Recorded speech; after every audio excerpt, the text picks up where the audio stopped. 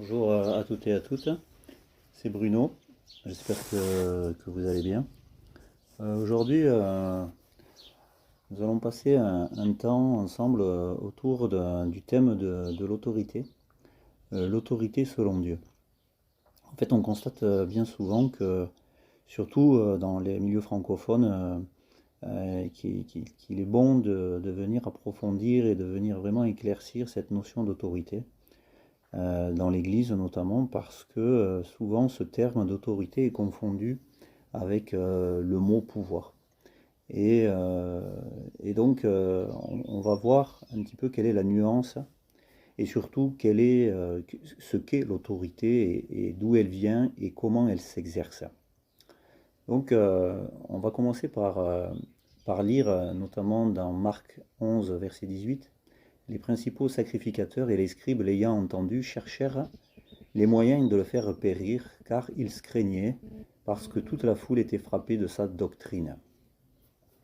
Et il est écrit également au verset 28 que par quelle autorité fais-tu ces choses et qui t'a donné l'autorité de les faire. Donc on voit bien qu'ici, finalement, qui sont les principaux sacrificateurs, les scribes et les anciens, c'était bien ceux qui avaient une forme d'autorité, mais justement, c'était plutôt une forme de pouvoir qu'ils avaient sur le peuple.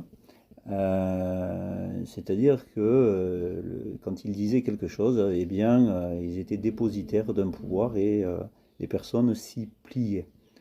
Et donc, ils y demandent justement, ils interrogent le Christ de savoir d'où vient l'autorité avec laquelle il parle, c'est-à-dire, mais qui te l'a donné? Parce que, bien sûr, évidemment, ça n'était pas eux qui lui avaient donné l'autorité de pouvoir parler ainsi. Donc, l'autorité que Jésus a, qui ne lui appartient pas d'ailleurs, lui est tout simplement donnée par le Père.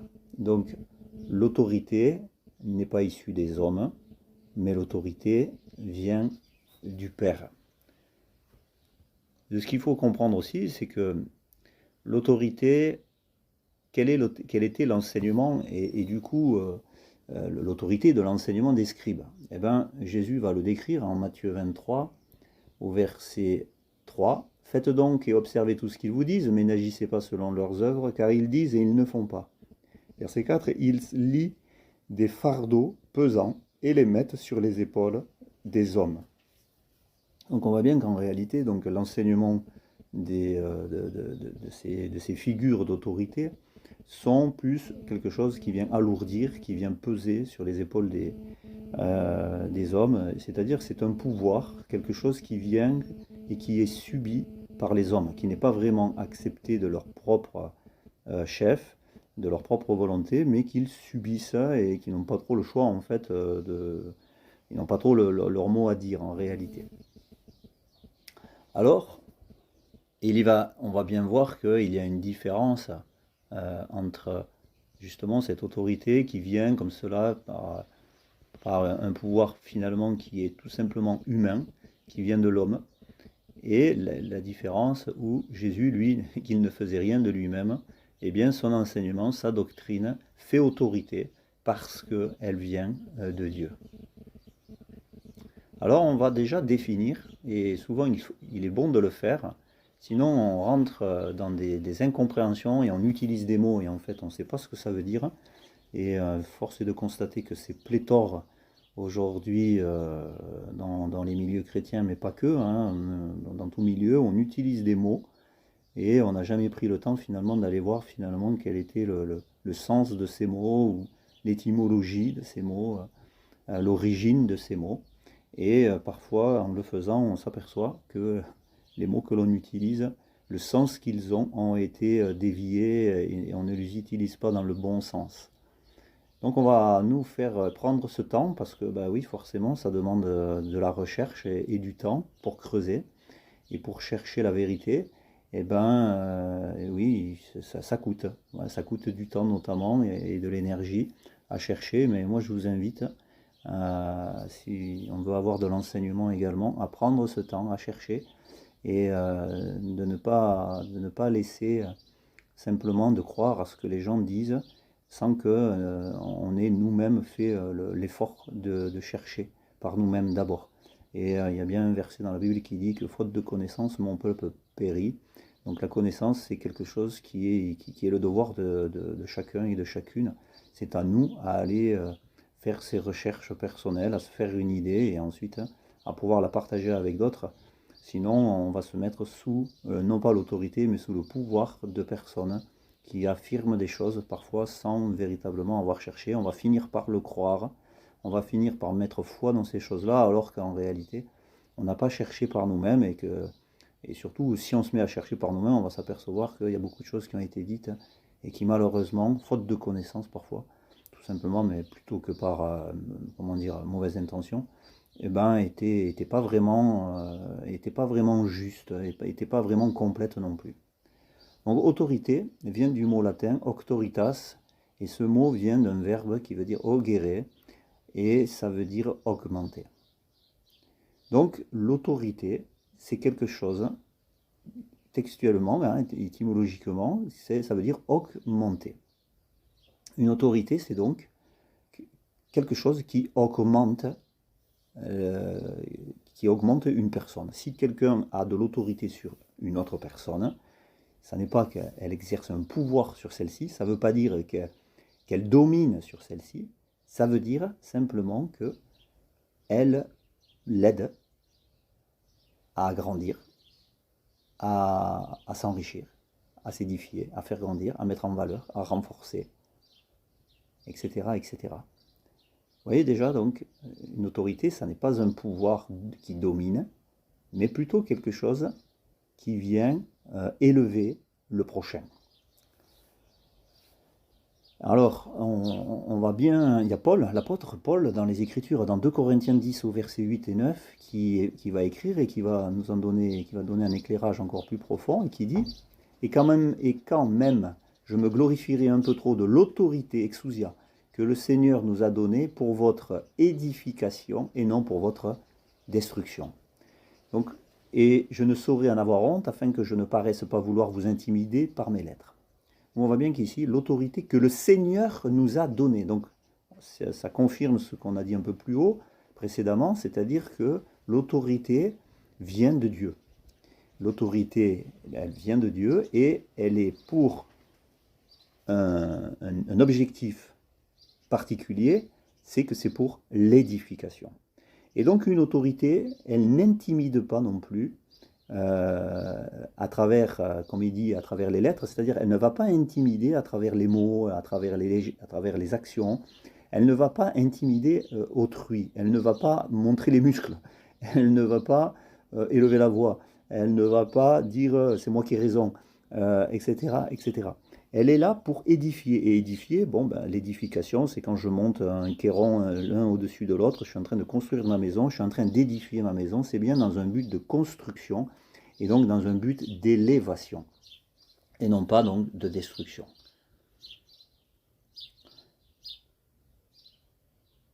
Il va le redire, Paul, dans 2 Corinthiens 13 au verset 10, il va parler à nouveau l'autorité que le Seigneur m'a donnée pour l'édification et non pour la destruction. Donc ce qu'il faut comprendre ici, tout ce qui est en lien avec l'édification, évidemment, de son prochain, eh ben, on peut dire que c'est un acte d'amour. Donc, autorité et amour, l'autorité dans l'amour est intrinsèquement liée. Toute autorité s'exerce dans et par l'amour. Ça n'est pas quelque chose qui contraint, ça n'est pas quelque chose qui domine, mais c'est quelque chose qui s'exerce dans l'amour, dans un but d'enrichir, d'édifier, de faire grandir, de valoriser, etc. etc. C'est encore Paul qui va nous parler dans 1 Thessaloniciens, chapitre 2, versets 6 et 7. Nous n'avons point cherché la gloire qui vient des hommes, ni de vous, ni des autres. Nous aurions pu nous produire avec autorité comme apôtres de Christ, mais nous avons été pleins de douceur au milieu de vous. De même qu'une nourrice prend un tendre soin de ses enfants. Alors ici, il y a le mot autorité dans ce verset, mais ce n'est pas le même mot, ce n'est pas le mot exousia, qui veut dire autorité divine, c'est le mot baros, et ce mot c'est plutôt ça veut dire une charge accablante, ça veut dire un fardeau. Donc ils auraient pu justement agir en tant qu'apôtres du Christ en mettant un fardeau sur les gens, comme les scribes et les pharisiens, eh bien, tout simplement parce qu'ils étaient apôtres et qu'ils avaient une onction particulière, justement, et qu'ils auraient pu se gausser de cette position. Et certainement que certains se seraient mis sous cette autorité et ils seraient mis en fait sous un fardeau, quelque chose qui contraint les gens, quelque chose qui domine sur les gens, quelque chose qui se passe au-dessus des gens, etc. Alors il dit, ben non, nous n'avons pas agi ainsi, nous avons été pleins de douceur au milieu de vous, de même qu'une nourrice prend un tendre soin de ses enfants. Donc vous voyez ici que Paul parle de l'autorité comme d'une nourrice qui prend soin d'un enfant. Alors donc on est bien loin de toute action de domination, de jeu comme ça où tu me sers parce que je suis dans le ministère et donc tu dois m'écouter, tu dois faire ce que je te dis, etc., etc. Non, on n'est pas du tout là-dedans. On est au contraire dans quelque chose qui s'oublie, et quelque chose qui s'occupe de l'autre, qui va tout faire pour faire grandir l'autre. Pour donner une image de cela, c'est tout simplement comme quelqu'un qui se baisserait. Hein, imaginez que vous avez quelqu'un qui voudrait attraper quelque chose mais qui est trop pour lui. Eh bien, vous allez lui faire la courte échelle, par exemple, ou vous allez tout simplement vous mettre à genoux pour faire comme une marche, une marche sur laquelle il va pouvoir monter sur votre dos, et en fait, il va pouvoir s'élever et aller attraper ce qu'il ne pouvait pas attraper sans vous. C'est ça l'autorité. Vous voyez, l'autorité, c'est pas quelqu'un qui s'élève au-dessus des autres, c'est quelqu'un qui se baisse. C'est quelqu'un qui se baisse pour pouvoir élever l'autre. Alors, il y a des passages dans la Bible qui prêtent à interprétation et parfois à de grandes confusions, notamment dans Romains 13, verset 1, verset 3, que toute personne soit soumise aux autorités, ici exclusia encore, aux autorités supérieures, car il n'y a point d'autorité qui ne vienne de Dieu, et les autorités qui existent ont été instituées de Dieu, c'est pourquoi celui qui s'oppose à l'autorité résiste à l'ordre de Dieu que Dieu a établi, et ceux qui résistent attireront une condamnation sur eux. Ce n'est pas pour une bonne action, mais une mauvaise que les magistrats sont à redouter. Veux-tu ne pas craindre l'autorité, fais le bien et tu auras son approbation. Donc ça confirme ce qu'on disait tout à l'heure déjà, c'est qu'il n'y a point d'autorité qui ne vienne de Dieu. Ok. Et les autorités qui existent ont été instituées de Dieu. Évidemment, on l'a vu, hein, toute l'autorité vient de Dieu, mais c'est une autorité qui est exercée dans l'amour. Hein, il ne faut pas l'oublier. C'est une autorité l'exousia, une autorité divine, une autorité qui vient de Dieu, et Dieu n'agit que dans l'amour. Et par l'amour, c'est l'amour lui-même incarné. Donc une autorité qui est instituée de Dieu, évidemment, l'autorité, la véritable autorité ne peut venir que de Dieu et ne peut que s'exercer dans l'amour. Donc évidemment que soyons soumis, hein, c'est-à-dire, mais upatasso en grec, c'est-à-dire une soumission volontaire. On se soumet volontairement à des autorités, c'est-à-dire à des personnes qui sont là pour se donner, pour aider son prochain, pour aimer son prochain, pour l'élever, pour le faire grandir, pour l'édifier, etc., etc. Et que donc toute autorité, entre guillemets, toute autorité qui n'exercerait pas ce qui lui a été donné à travers l'amour, eh ben, ne sont pas des autorités à suivre. Hein. Donc ça, c'est important de le comprendre. C'est pourquoi celui qui s'oppose à l'autorité résiste à l'ordre que Dieu a établi. Donc il y a des personnes qui sont aujourd'hui, soi-disant, dans des postes d'autorité, mais si elles exercent le ministère qui leur a été donné à travers autre chose que l'amour, dans une volonté de dominer et de guider la vie des gens, eh ben, on n'est plus dans l'autorité qui vient de Dieu. C'est une autorité purement charnelle qui n'est complètement que égocentrée pour l'intérêt de la personne. Donc évidemment que dans ces cas-là, ça n'est pas une soumission volontaire à laquelle nous devons nous soumettre, mais tout simplement déjà pouvoir discuter, pouvoir mettre en évidence que là il y a quelque chose qui ne vient pas de Dieu, hein, tout simplement, et qu'on ne peut pas se soumettre à ce genre de choses, et qu'il est bon pour la personne de se repentir et de comprendre qu'elle est en train de partir sur une mauvaise voie, qu'elle utilise finalement le don que le Dieu lui a donné de manière erronée et que donc il est bon qu'elle revienne un petit peu sur le chemin de Dieu qui ne s'exerce, qui n'exerce l'autorité qu'à travers l'amour. Donc évidemment, si je parle d'autorité même au sens large, toute autorité qui viendrait exercer ou dominer sur quelqu'un, qui n'est pas là pour édifier, pour servir le prochain, eh bien, nous n'avons pas à nous soumettre à ce genre d'autorité, puisque ce sont des autorités iniques, et même on pourrait non plus les appeler comme autorité, puisque on pourrait croire qu'en fait, à nouveau, ça vient de Dieu. Non, en fait, ça vient de pouvoir, ça vient de mot pouvoir, et donc là, c'est un pouvoir d'homme sur les hommes. Et donc c'est un fardeau, ça serait plutôt le mot baros qu'il faudrait utiliser, c'est-à-dire une autorité qui nous accable. Donc voilà pour comment dire, ces éclaircissements. Il est important de comprendre que dans le corps de Christ, l'autorité, elle est là tout simplement pour qu'elle s'exerce à travers des hommes et des femmes, pour l'édification du corps, pour l'édification des membres du corps, pour que nous puissions tous grandir dans la plénitude de la connaissance du Christ, hein, tout simplement. Donc les ministères et puis ce qui va avec, l'autorité qui va avec, est construite pour cela, et uniquement pour cela, c'est-à-dire que c'est pour grandir dans la plénitude de la connaissance de Christ. Ça nous donne aucun droit sur notre prochain, absolument aucun droit de dire à notre prochain ce qu'il doit faire ou ne pas faire, sans que l'autre ne l'ait accepté. C'est forcément une relation de réciprocité. D'ailleurs, l'amour, ça n'est que forcément que réciproque.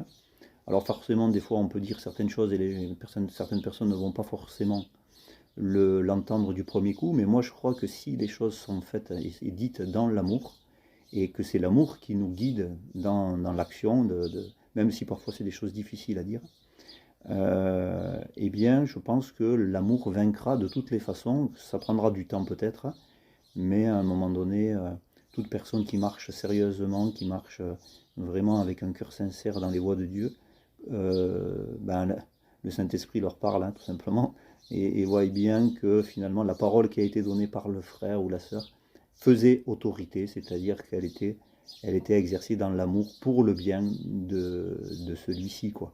Et donc à ce moment-là, tu es plus à même d'accepter ces paroles et s'il faut de te repentir, de changer de voie à nouveau.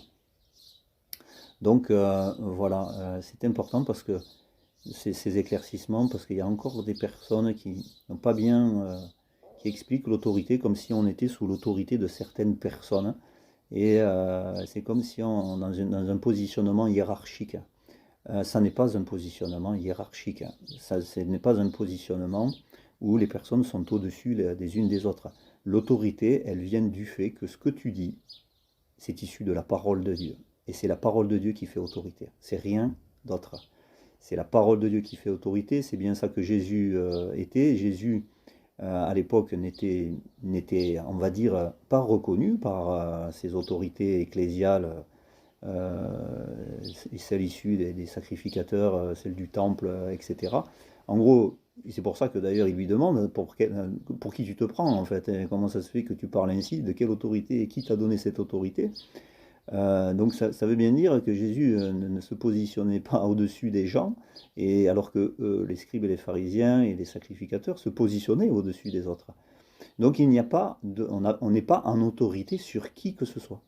Ça c'est encore, on le voit bien, je le vois sur certains posts encore là, où il y a personnes qui parlent ainsi, comme si on était en autorité sur certaines personnes, et comme si finalement il y a encore... Et donc des fois il y a des personnes qui croient que...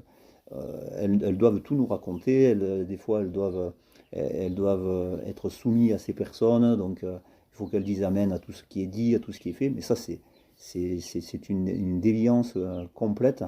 Il n'y a pas de hiérarchie dans le corps de Christ, on est tous serviteurs les uns des autres. Donc ce qui fait autorité, c'est la parole de Dieu, c'est ce qui est inspiré de l'Esprit uniquement. Donc un pasteur, par exemple, n'a de l'autorité sur les personnes qui veulent bien l'écouter, qui veulent bien le suivre, uniquement parce qu'il parle et que ce qu'il dit vient de l'inspiration du Saint-Esprit. Il n'y a que ça qui peut faire autorité.